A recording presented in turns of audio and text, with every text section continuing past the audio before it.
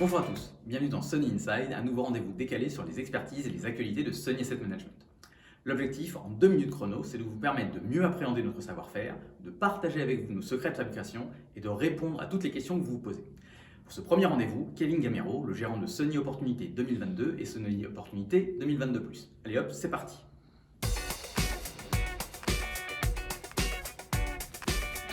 Alors Kevin, Opportunité 2022, Opportunité 2022+, il y a quoi dedans ? Il y a du crédit d'entreprise libellé en euros qui présente des couples rendement risque que l'on aime bien. Typiquement, dans Sony Opportunité 2022, j'ai rentré récemment une Telefonica 3,75% perpétuelle Call 22. Je l'aime bien pour 3 raisons essentielles. La première, c'est que le fondamental il est plutôt bon, la boîte a plutôt bien résisté, on est dans un secteur défensif, donc l'impact Covid a été plutôt limité. Avec une belle génération de free cash flow, plus de 200 millions d'euros et un leverage qui se tient bien à 2,6. Ça, c'est la première raison. La deuxième raison, c'est que techniquement, le papier il est intéressant, il a un gros coupon et donc l'émetteur devrait être en capacité quand même de rembourser cette dette via un nouveau refinancement d'hybride d'ici à 2 ans. Et la troisième raison, c'est le couple rendement-risque. On est à 3,75 de rendement là-dessus. Sur une boîte qui est notée BB+, on est relativement confortable dessus.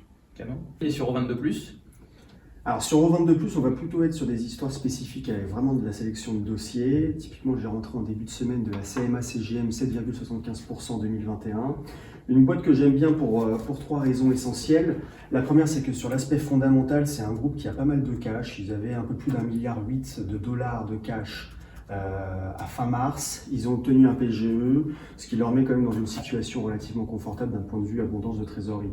Le deuxième point, c'est que le management il est de plus en plus crédible. On sait bien que la famille Saadé travaille là-dessus. Ils ont pas mal rationalisé les coûts l'année dernière. Ils ont vendu des terminaux aéroportuaires en début d'année, ce qui leur permet de récupérer du cash et d'être un peu plus crédible vis-à-vis du marché en vue d'un éventuel refinancement de leur structure financière dans les prochains mois. Et le troisième point, c'est la relative value.